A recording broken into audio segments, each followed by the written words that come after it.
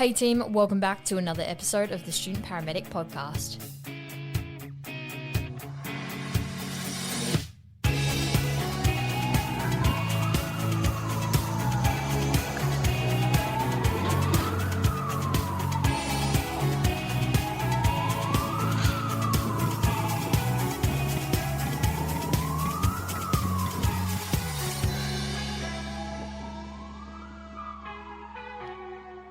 Hey team, welcome back to another episode of the Student Paramedic Podcast. Today, I'm sitting down and having a chat to Alison Coughlan, who is the author of The Health Hazard and an absolutely incredible woman who we're going to chat to today about burnout and pretty much how to look after your own well-being and being proactive in that sense. So welcome, Alison. Thank you for coming on today and having a chat. Thanks so much, Alex. I'm really happy to be here.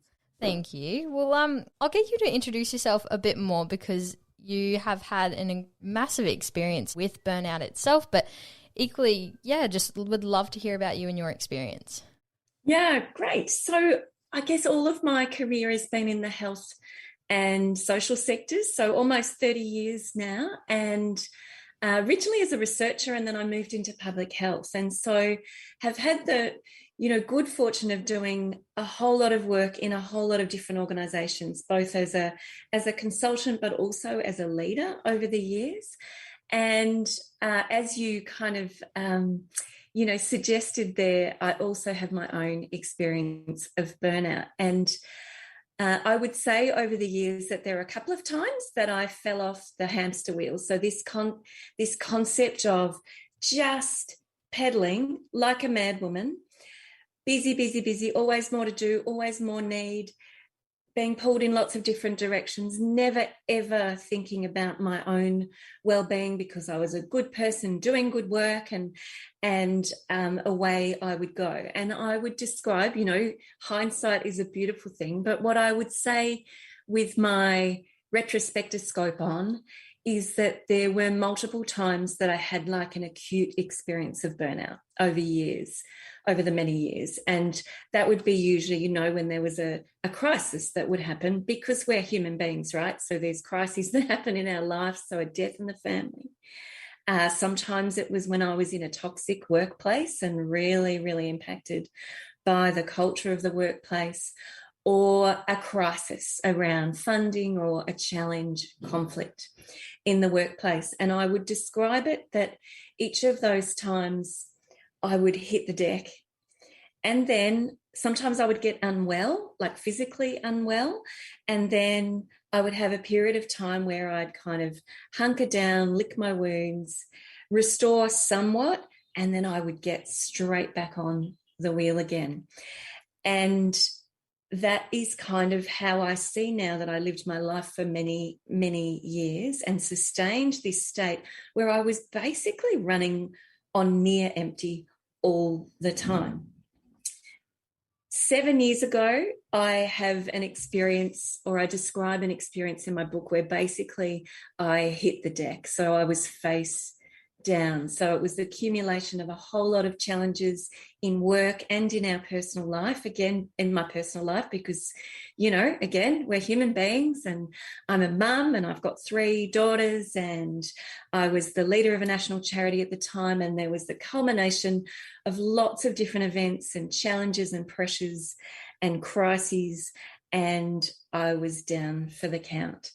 And this time, I guess, was fundamentally different. So this time I didn't actually know whether I would be able to recover. I certainly didn't know how I was going to recover. I'd left my role, and so all of that, purpose and sense of identity was also gone, and I was really lost. But I was the primary breadwinner, had 3 kids. I needed to work, I needed to earn an income, and it also felt like I'd sacrificed so much over the sort of 20 odd years prior to that at the time, and it was a pretty dark place to be. But I put on my researcher hat and, my consultancy hat and all of the skills that I'd learnt over the years, and decided that I was going to work this out.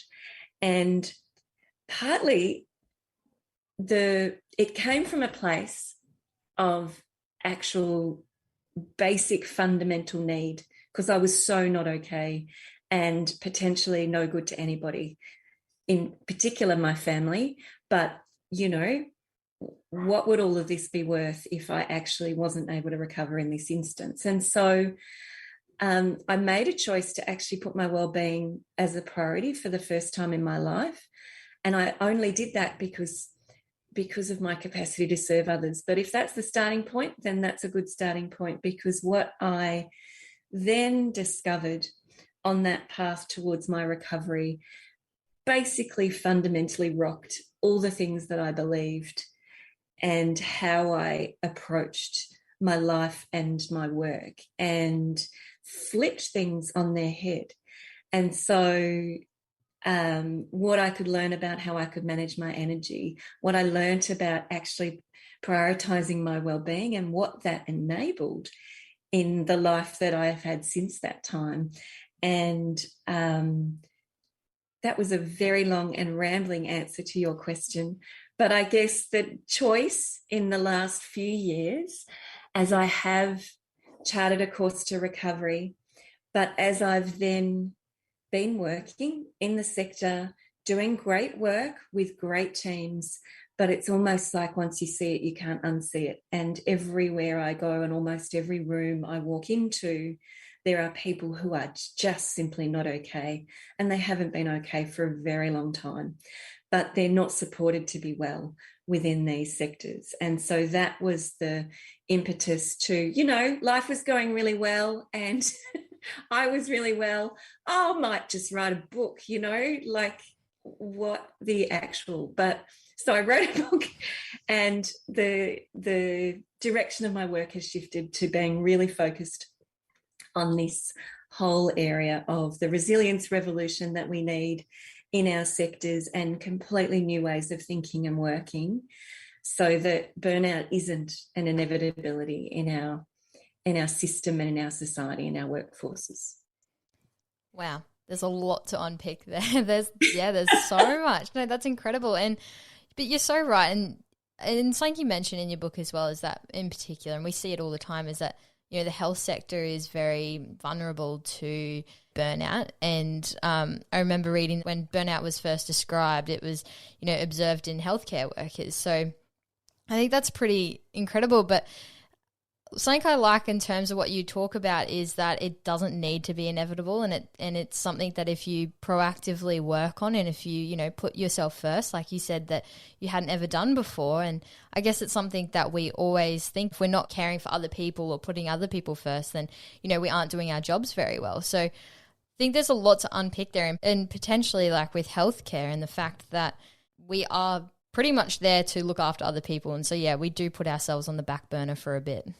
Yeah, absolutely. But I guess if that's the prevailing culture and norm that we have within our workplaces and our services and our sectors, then actually that's not sustainable.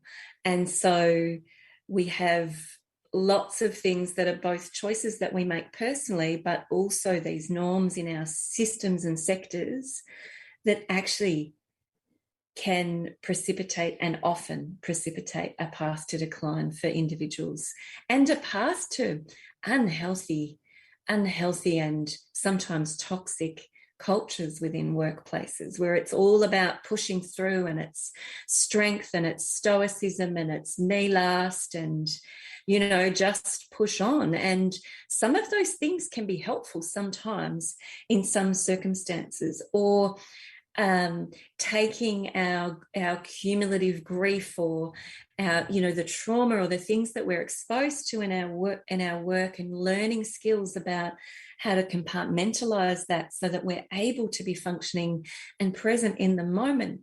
But that is that's like a pressure cooker that's gonna explode if you don't let some pressure out. So we've got strategies and norms and techniques that are acceptable within the context of our sectors, And that's usually not about compassion and for yourself and self-care.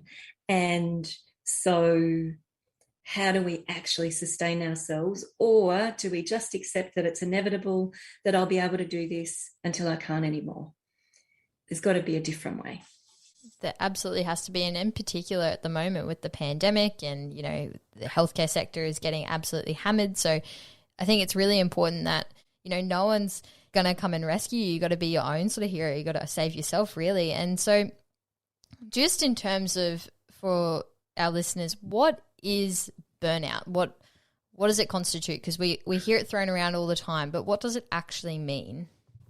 Yeah, so it was characterized as an occupational phenomenon. So it is effectively derived from workplace stress that has not been effectively managed. And so there's three kind of common hallmarks of burnout. So emotional exhaustion, and I'm not talking about just being tired, but, you know, physical, emotional, psychological, complete depletion. Then there's depersonalization. So you can develop like a sense of detachment, and sometimes that can be experienced as like, you know, callousness, or even an inability to be able to see the, you know, the purpose and why you were doing this work in the first instance. And so that emotional connection to your work. And so the third dimension is around reduced personal efficacy. So this loss of confidence in our competence, feeling inept, feeling like maybe we don't belong or we're losing our drive.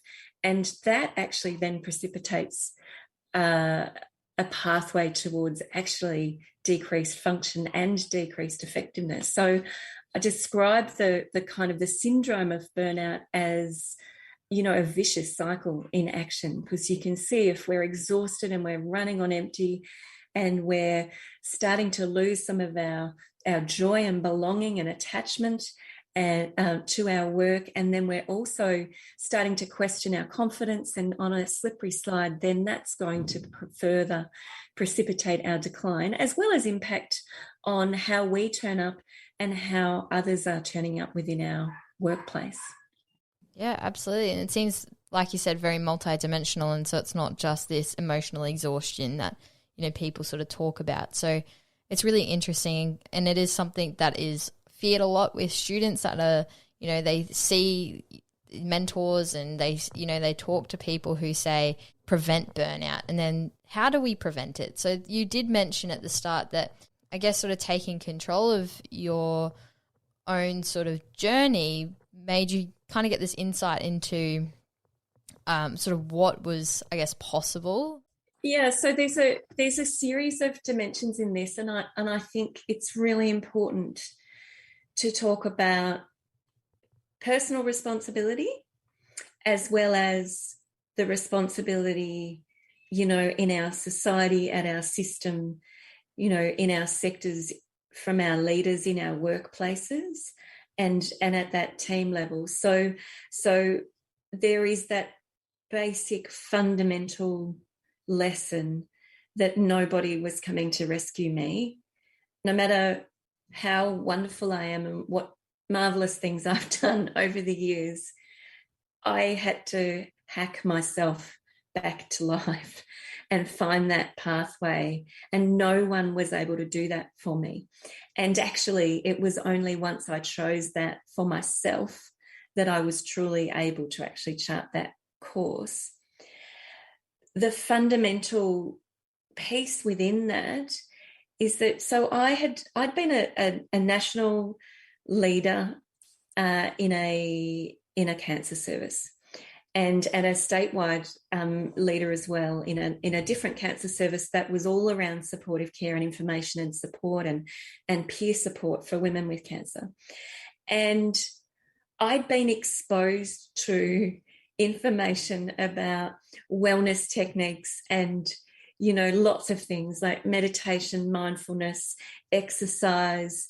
You know, I wrote the you know, statewide policy for for psychosocial care for oncology in our state, with all of those dimensions about well-being, etc. Was I adopting any of those things in my own life? No. Did I think that I was kind of eligible or it was about me? No. And there was this thing going on about, you know, I could always see people who were so much, you know, there was so much more suffering than anything I was facing in my life, or, you know, there was all this comparison. I just need to keep going. There's more people with need. The reality is, once I started adopting some of those self-care techniques, which were not news to me, what I discovered was that my life became infinitely easier. So, like the self-talk, like the negative spirals, the worry, the insomnia, the, you know, things that did I wear them as a badge of honor? Maybe, yeah. My busyness, I work really hard. It's all about blood, sweat, and tears. I actually could get more done in less time and with more joy. I had a clearer head. I was a better mum. I was more present in my relationships, in my life, and in my work as well. I was able to deeply hear what people were saying to me, rather than, you know, worrying about something or thinking about the next thing or thinking about my response. So I think I became more effective as a human being, interacting in my family and in my work from actually looking after my well-being.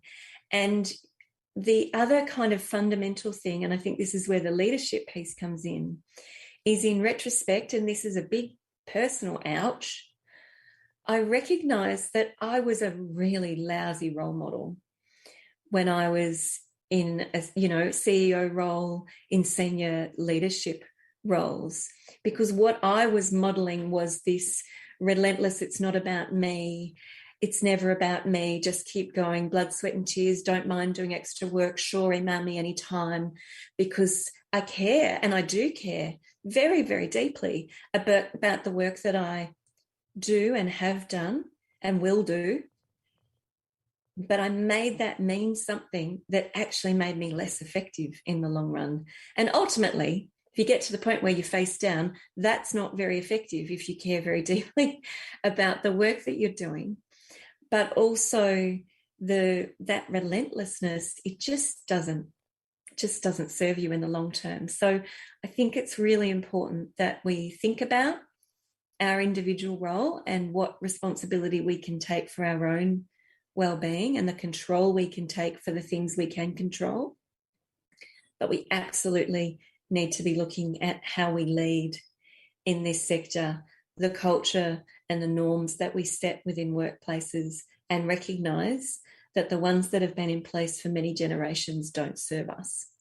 That's big, but it's not going to start unless we start to see leaders emerging saying, I'm going to reject burnout as inevitable, and we're going to find it a different way where we achieve the outcomes we want to achieve for the communities that we serve, but we have a thriving, resilient workforce of people who find the fulfillment and meaning that they're seeking through their work.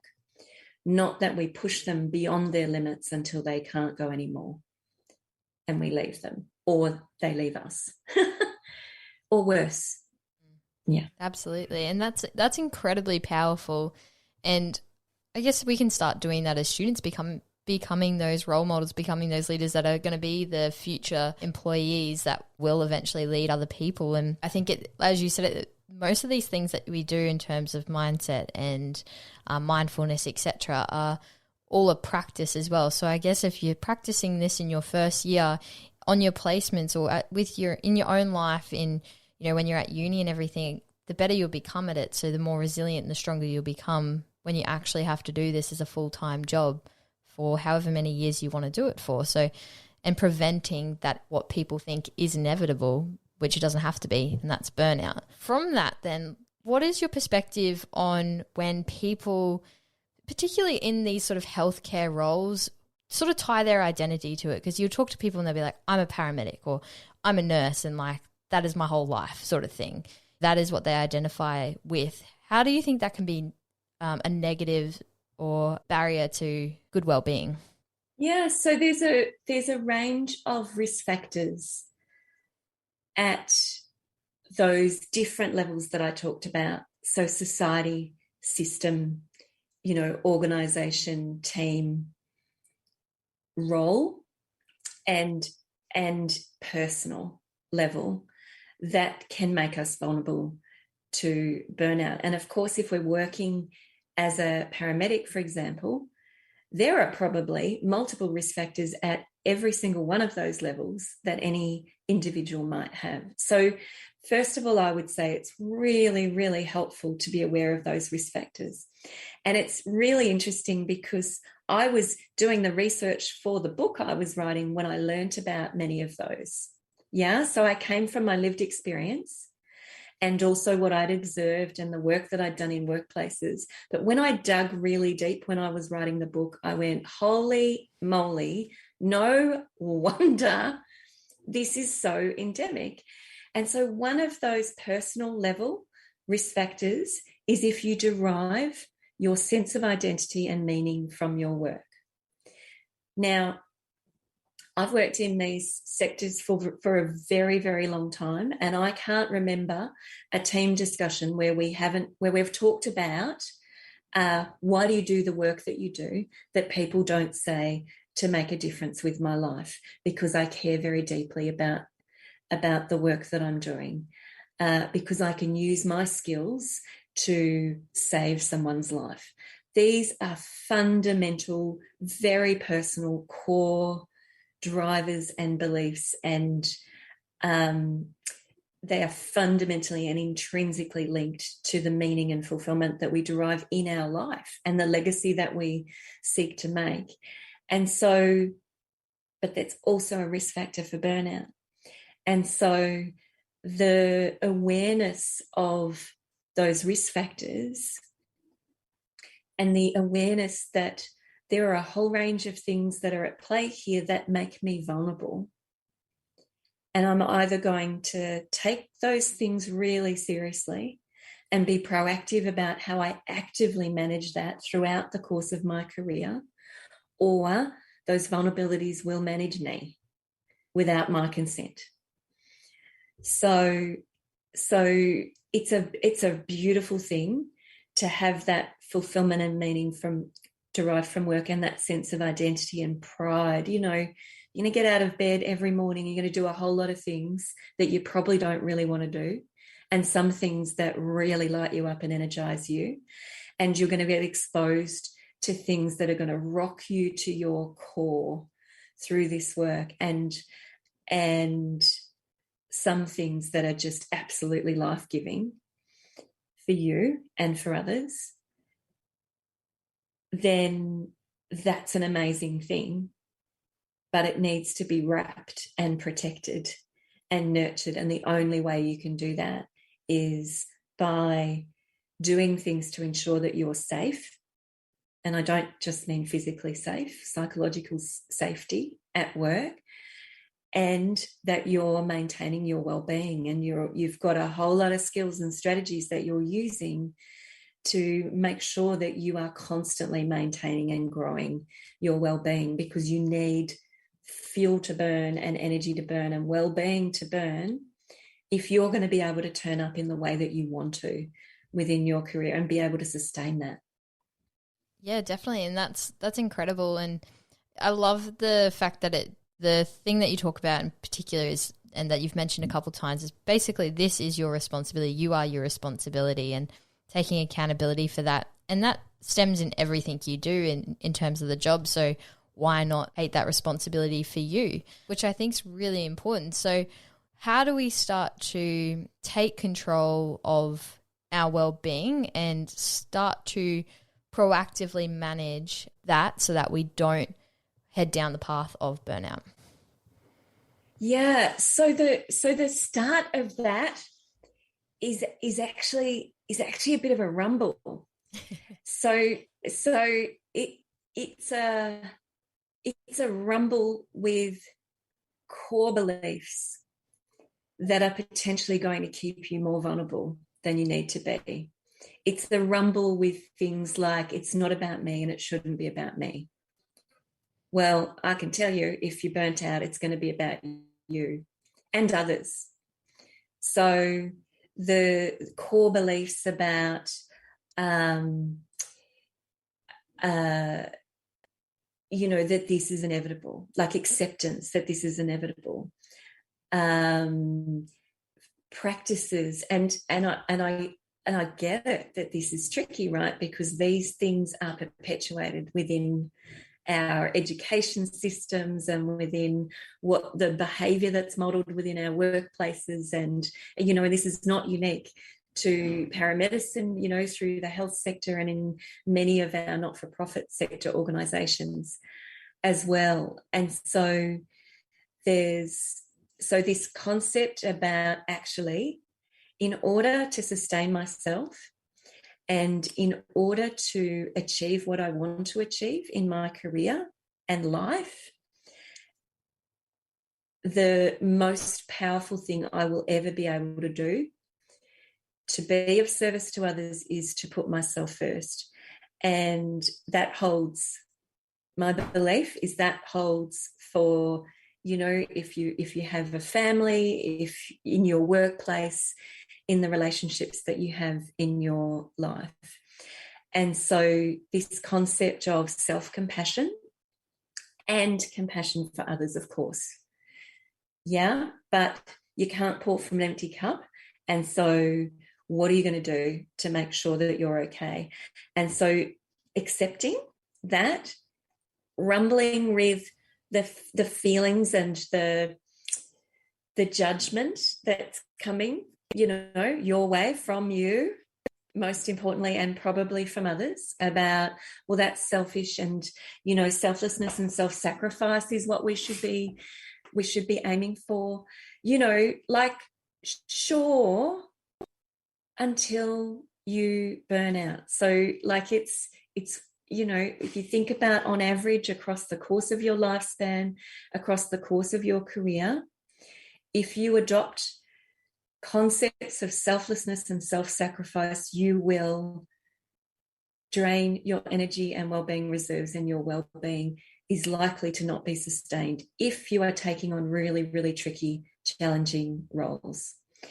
And so the choice, first of all, and then secondly, it would be around assembling a toolkit and trying techniques and finding things that work for you, and recognizing that at different times, like that this is an ongoing process. At different times in life, there'll be things that work and things that don't work for you, but being committed to this as a lifelong, career-long process of stress relief techniques that you can implement in a really short period of time, in understanding and having insight into the things that light you up and make you happy and keep you well. And it will be completely unique to you. So it's being near water, it's walking in nature, it's, exercise. We know about all of the benefits of, maintaining, a healthy diet and exercise and those sorts of things. But what does that mean for you personally? Who are the people that you surround yourself with that give you energy? And then on the flip side, what are the drainers? Where's the stresses? Where are the energy vampires? What are the things that you do that drain you? And how have you got that as a balance? And so making habits that last you for your lifetime, that are around, how am I tracking? What are the things that matter to me? Where's the pain? Where's the joy?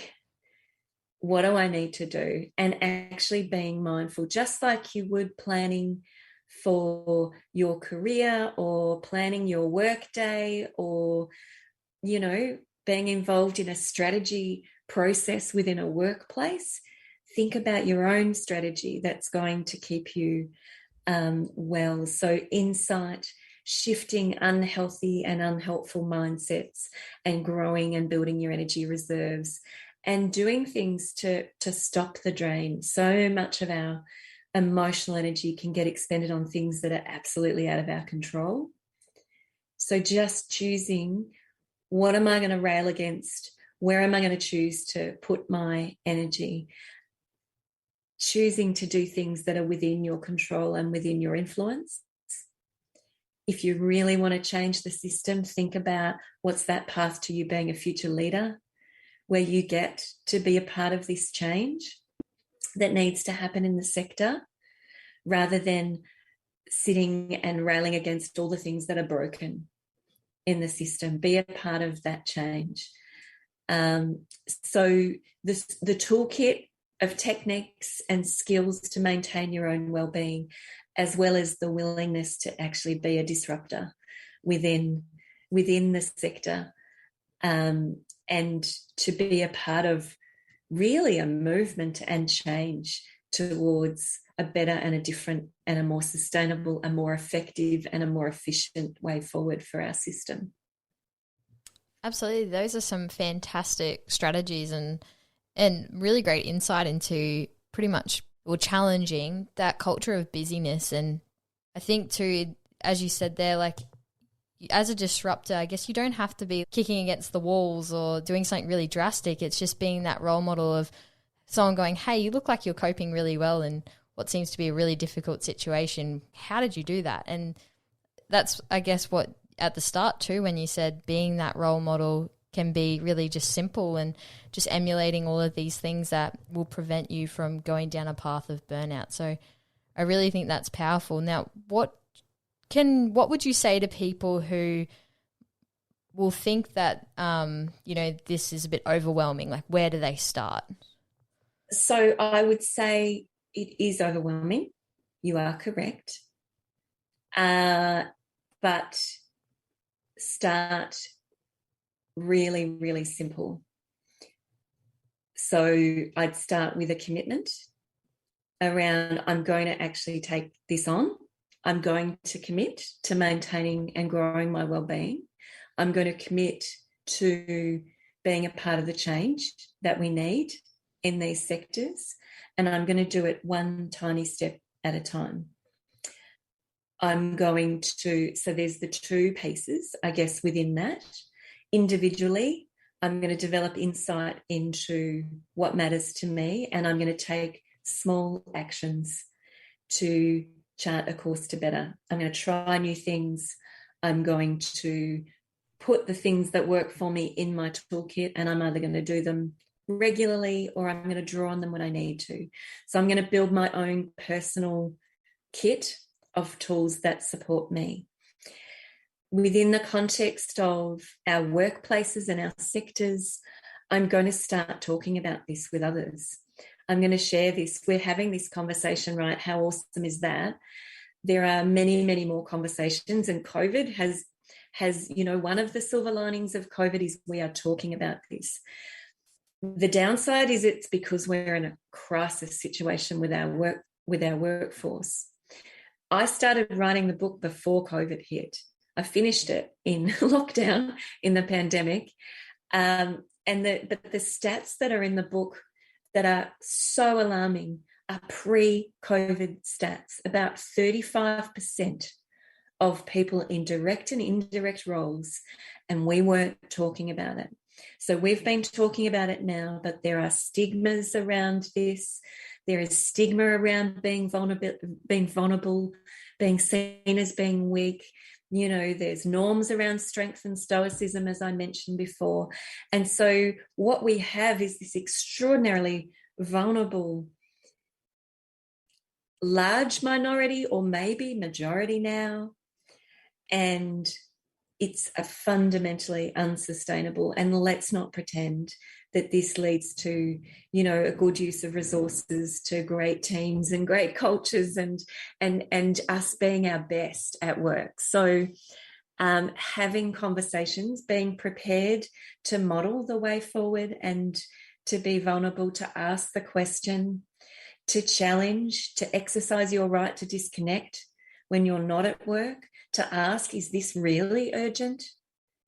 Yeah. Was that really necessary now? Can I attend to that when I'm back at work next week? Like pushing back and not just no, but a part of a conversation about these are some of the things that need to change. These are some of the things that actually contribute to my decline. And shifting over time so that we get to the point where we're normalizing this, where we've got leaders who are talking about this, where we don't feel like we're going to be stigmatized or we're going to be vulnerable if we ask for time out because we need support to restore our well-being. We need to take a time out. So there's a long way to go, but it's not going to happen unless we're actually putting it out there, having the conversations, rumbling with the concepts that make us feel uncomfortable, and finding some like-minded peers who are going to be involved in this, because feeling like we're on our own, like, let's think about that. This is somewhere between a third and maybe half of our workforce. So there are plenty of people that are feeling the same way, but they might not be talking about it. So what are the ways that we can challenge our leaders to open up safe spaces for us to have these conversations? What are the ways that we can learn ourselves and share and grow and connect with others who want to make a difference here?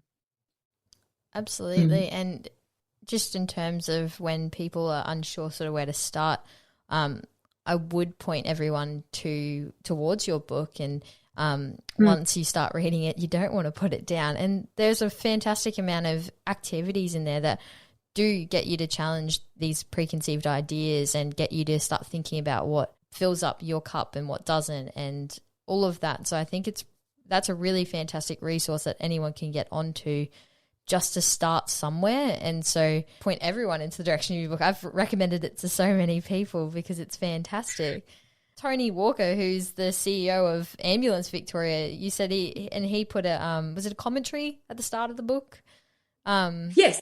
Yes, he's written it. Yeah. So that's like an example of, leaders, starting to create that conversation around these things. And yeah, it's really important. And we've had fantastic guests on the past. There's a paramedic we talked to last year, and her name's Georgia Mitchell. And so she's really open about burnout and really looking after yourself on her pages and everything, because it's something that really impacted her. And now she doesn't want students and young clinicians to, get into this habit of thinking that that's quite normal. So I point everyone into, contact for all these people. As you said, it's about talking to others and making sure you're not alone, because as you said, there are so many people out there that are experiencing this. And this has, recognizing that it's a continuum as well, that, some people might have the hallmarks of burnout as a whole, or be experiencing a whole range of things along that continuum. But it's clear that it's too much and it's not sustainable, and it has devastating impacts on people's lives, both the people who are affected themselves, their families and communities, but also at a fundamental level, it impacts on safety and quality and the experiences of the care that we provide. So it actually makes us less effective as a system and a workforce when we're running on empty. And if that's the only reason we decide to focus on this, retention in the workplace, absenteeism, like the workforce challenges are immense, and this contributes in such a colossal way to that. So as leaders, if we don't want to be losing great people because they just can't sustain themselves, well, then we're going to have to think of a different path forward and a different way of leading and creating cultures that support well-being and resilience and achieve great impacts for the community. Absolutely.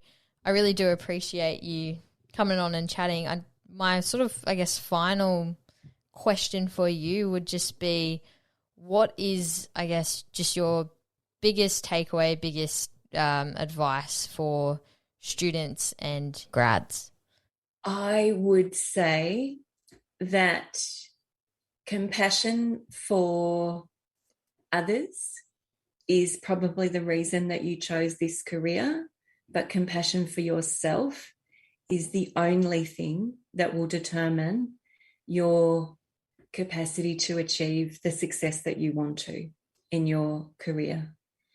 And if you lock that in right from the very start and you practice that and honor that and hold your own heart and mind and body, you know, as dearly as you would that of a patient or somebody that you love, then you will go a very, very long way, much further than you will if you make a different choice.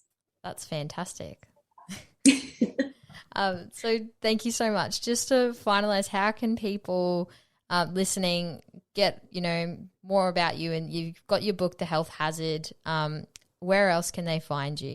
Yeah, so they can go to my website, which is just my name.com. So AlisonCoughlan.com, not my name.com, AlisonCoughlan.com. You can see there's information there about the book. If you order it from me, I'll send you a personalized copy, and I'll also send you a copy to gift to somebody, because that's a part of that ripple effect. Or you can get it on audiobook if that's how you like to consume your content. And you can also subscribe. I've got like a weekly blog that I write with just a simple tip or strategy and a call to action, just to keep this habit growth and formation happening in our weekly lives, a reminder. And a lot of the people that read that go, oh, that just came just in time. I really needed that today. And it can be a simple reminder. It can be a stress relief technique, a mindset shift that actually helps this process. So yeah, I'd love them to find their way to the website. There's information there on how they can contact me if they want to get in touch. Fantastic. Well, I'll pop all of that into the show notes so everyone can just click a link. But that's fantastic. Thank you so much. I really do appreciate you coming on and, talking about such a really incredibly important topic that we don't get told too much about. So I really do appreciate it. Thank you. Thanks for listening to this episode of the Student Paramedic Podcast. You can connect with us on Instagram, Facebook, Twitter, or you can email us at thestudentparamedicpodcast@gmail.com.